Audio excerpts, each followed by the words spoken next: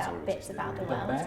I really enjoy travelling, and I really enjoy understanding different relationships between people and people in the environment, and what ties them to the environment. And I suppose that's what makes me love geography. The question in geography is why the map looks the way it looks, and so what? How does it matter for people? How does it matter for society, for economies? The geography course at Oxford suited me best because it was quite broad to start off with, and I liked that as a fundamental base, is that I could really develop my physical geography as well as my human geography. Geography is the sort of course where you cannot get bored. You study various different things. One week you can be studying, I don't know, the weathering of rocks, whereas the next minute you can be talking about the experience of walking down the street and the politics of moving around.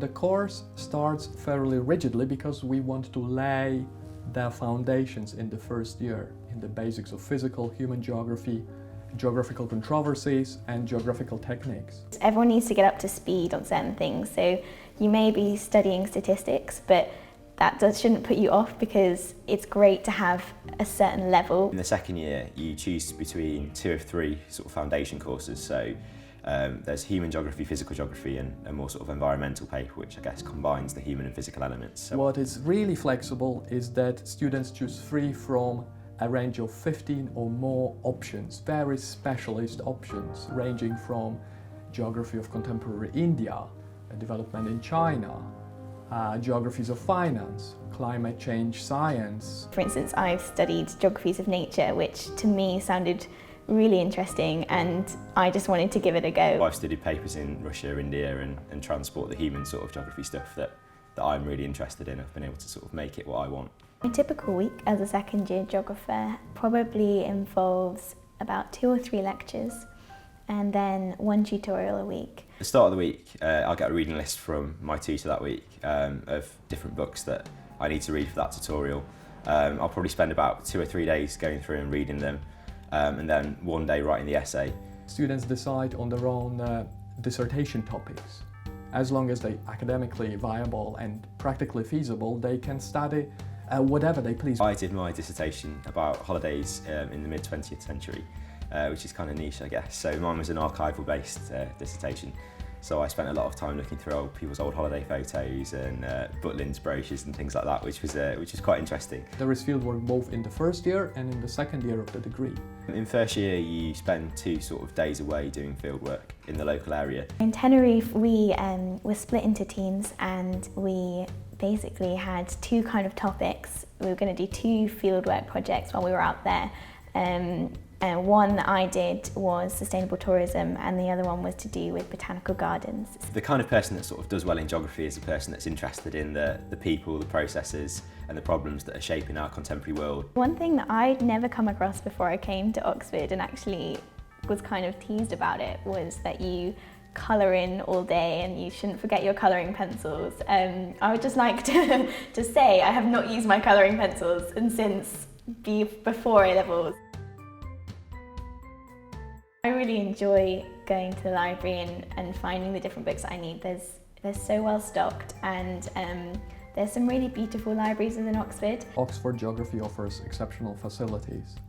To start with, the Bodleian Library Map Room has one of the biggest collections of maps and geography books in the world. I find it really, really helpful with my dissertation, especially because quite a lot of the books were quite niche and quite specialist, and it was helpful to sort of have that facility there. We have all kinds of equipment needed for field work, especially in physical geography.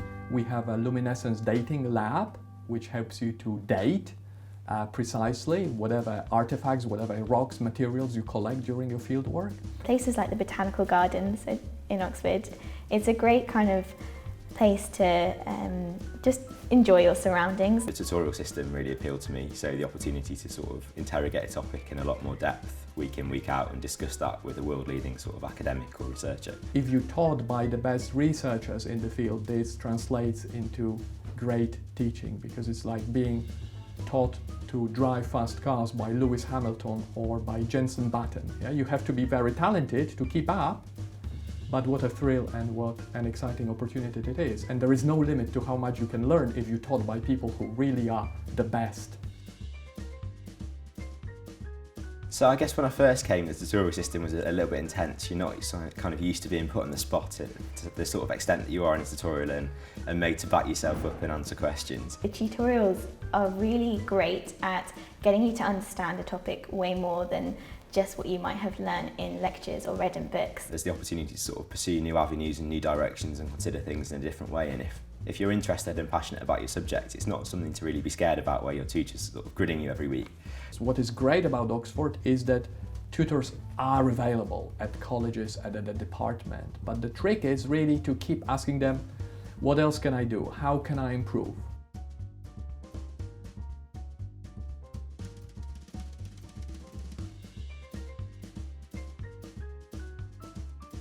You are largely focused on your weekly essays because that's how you learn, is you're very self-directed and you have to go to the library and you've got to read the right things to include in your essays. I probably spend about 30 hours a week on my tutorial essay, I guess, so it's sort of 3 8-hour days and then 6 hours writing the essay.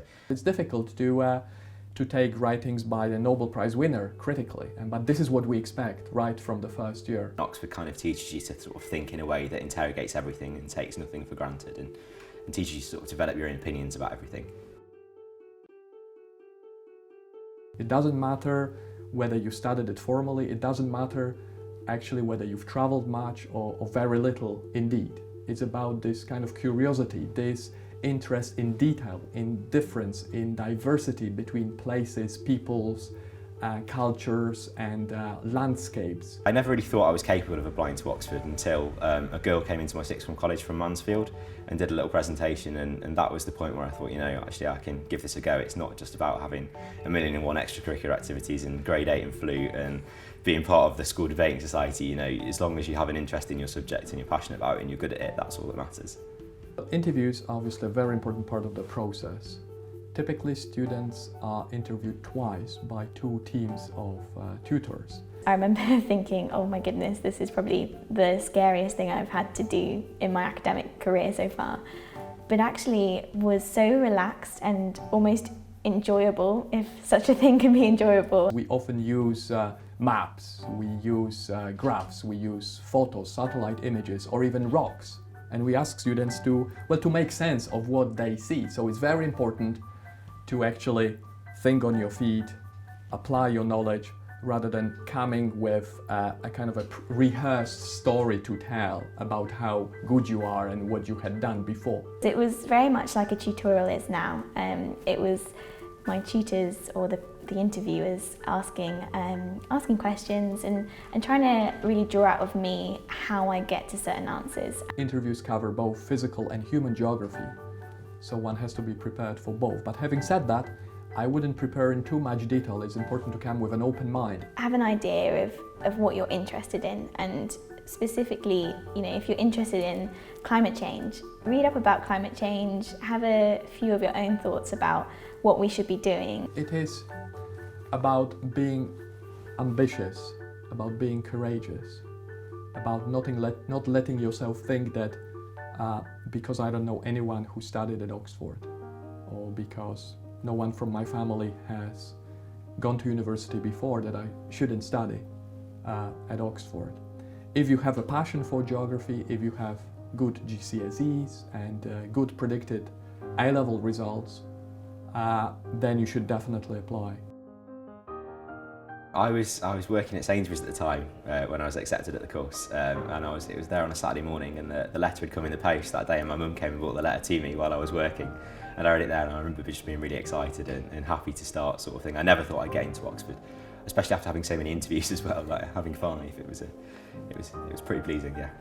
I actually got the letter, and my brother was standing behind me and had read it quicker than I had, so I was still on like the first line, and he was like, congratulations.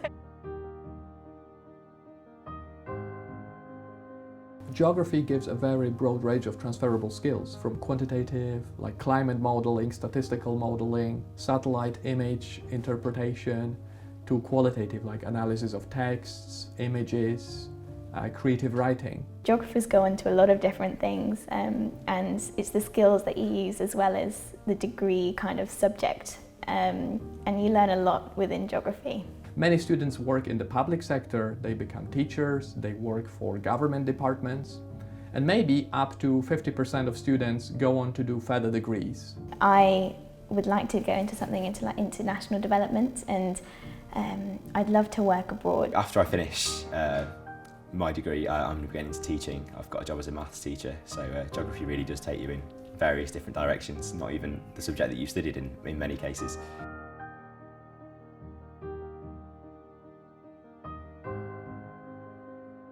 The professions that sort of people go into are as diverse as the degree course itself.